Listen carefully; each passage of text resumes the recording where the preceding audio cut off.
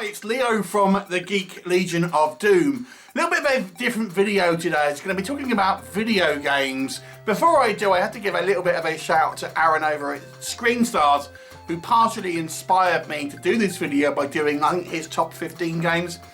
And we are going to get into a kind of a top 10, so to speak, but a little bit in a minute. I just want to speak about my relationship with video games, because I get asked quite a lot on this channel, why don't I review video games? And the short answer to that is I simply don't play them anymore. I worked in the video game industry for 11 years, arguably 30 because I briefly kind of worked in it again later in life, but from 1994 to I think 2005, I worked in a kind of, for a video game retailer, although I did other things within that.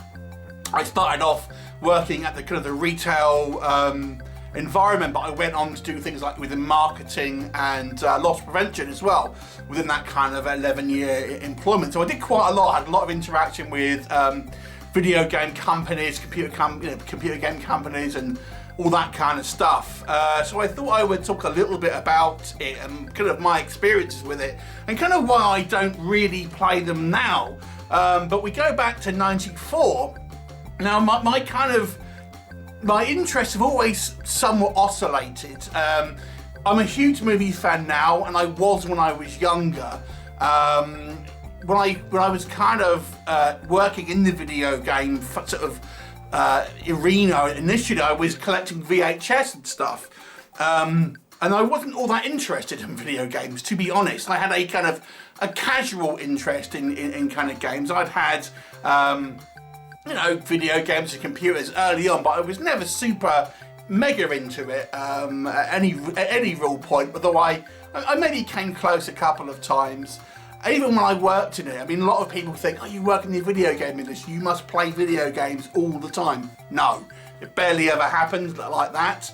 The interesting thing I would say is, back in 94, when I first started started working for this company, which was at that point known as Future Zone, video games were looked on as super geeky. You know, it isn't like it is today. I know it's hard to imagine because video games are such a big industry, but it was kind of like looked upon as this kind of geeky, sort of hobby that you'll kind of do if you were a nerd. The only thing I can really think of is maybe if you know how people look at things like Warhammer, maybe, but even that's kind of having a little bit of a cool thing now because D&D has kind of become a little bit more popular and mainstream.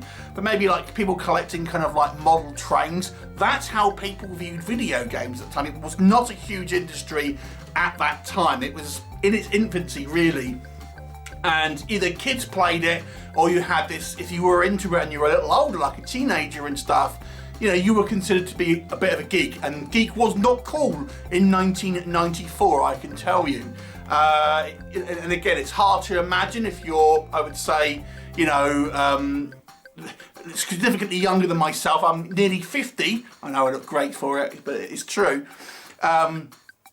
So the video game industry, I started working for this company, Future Zone, which was a video games retailer, which was then bought out by Electronics Boutique some years later, which was an American company, and then changed its name to Game after they had bought essentially a rival company, which was called Game, but then changed their name to Game. But it was effectively Electronics Boutique that bought out Game, not the other way around.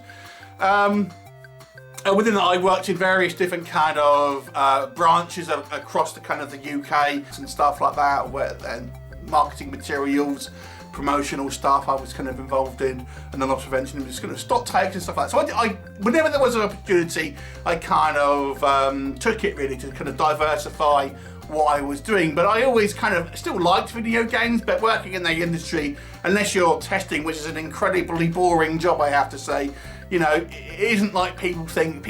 I always used to get people, oh, you must play video games all the time. No, you do not.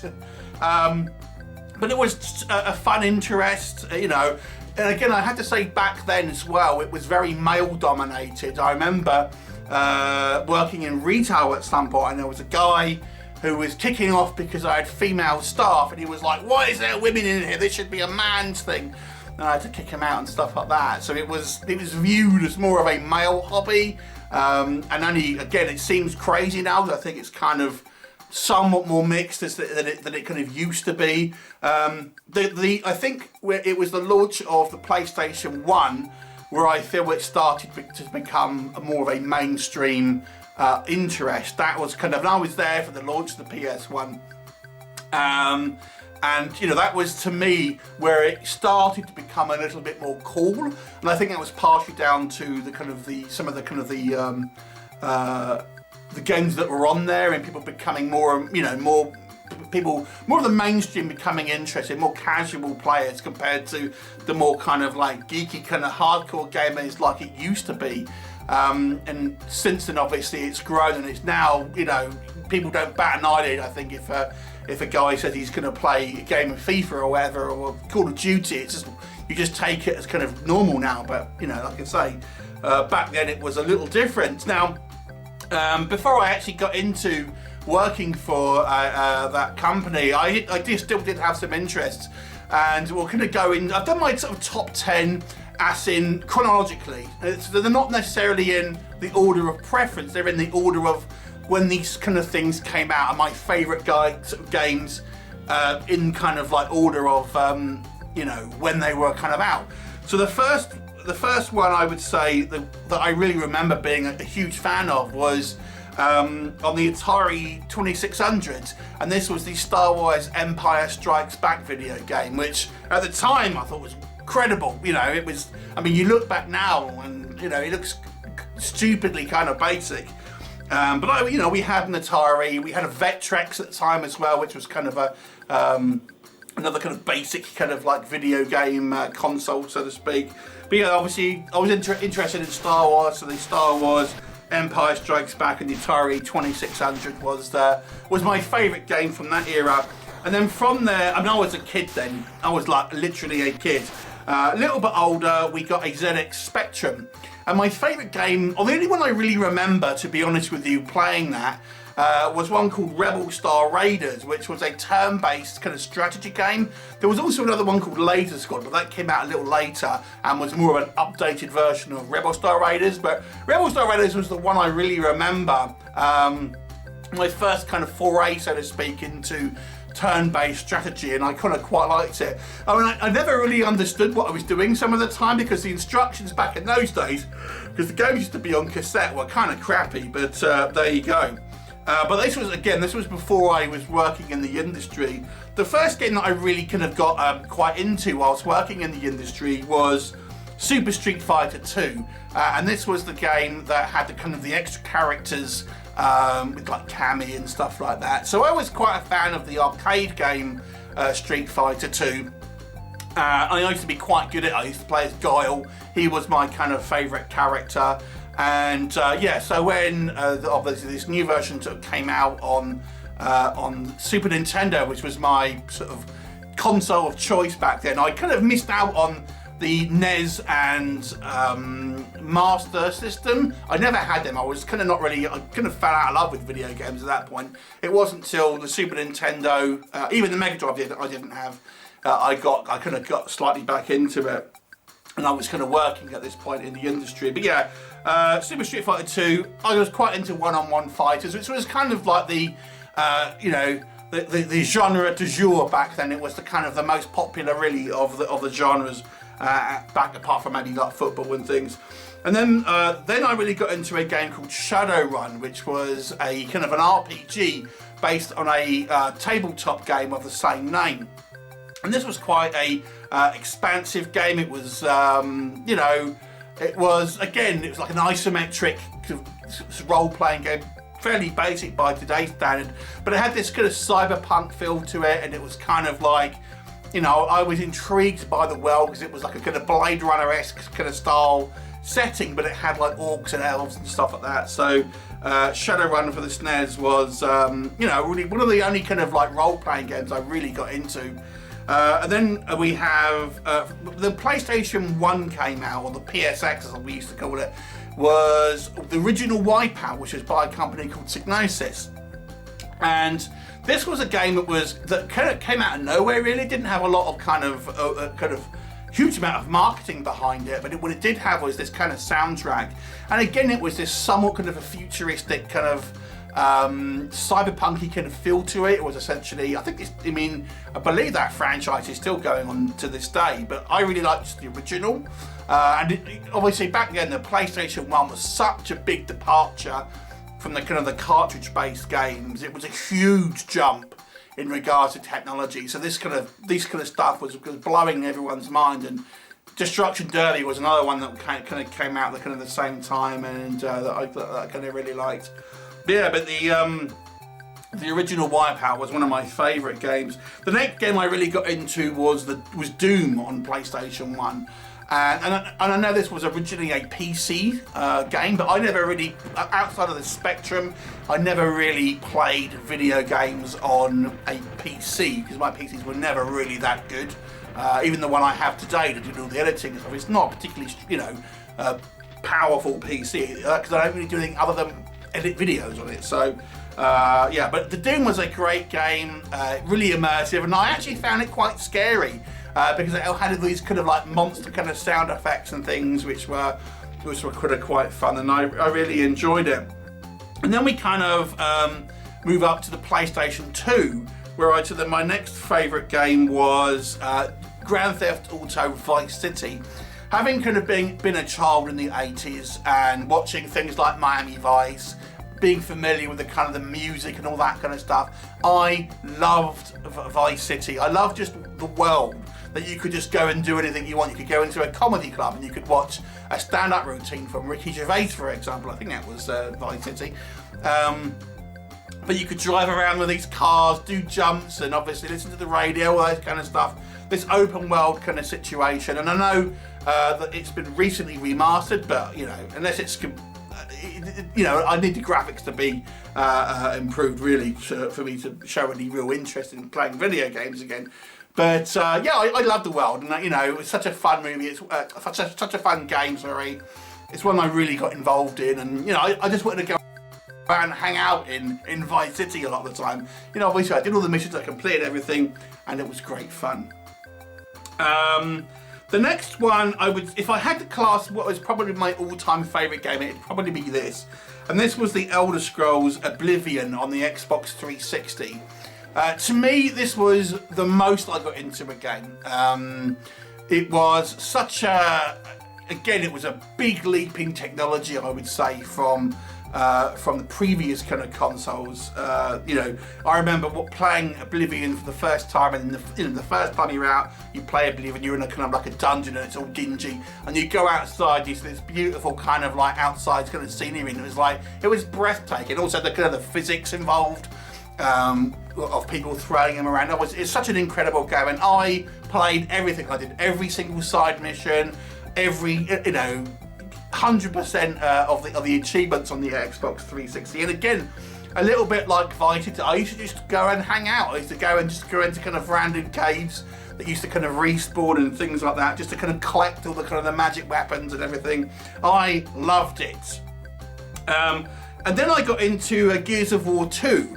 Now, there's been a number of Gears of War games, and I've played at least 3 of them. I played the first 3, but Gears of War 2 was my favourite out of the ones that I've played. And I think this was the first one to have Horde mode, where you would kind of team up with 3 other people and just defend over waves and waves of people. I love the multiplayer in that. I was never really great at kind of multiplayer, but I was okay at Gears of War 2. I tried Call of Duty, I just used to get killed all the time, so I sort of didn't bother. But Gears of War 2, I could hold my own.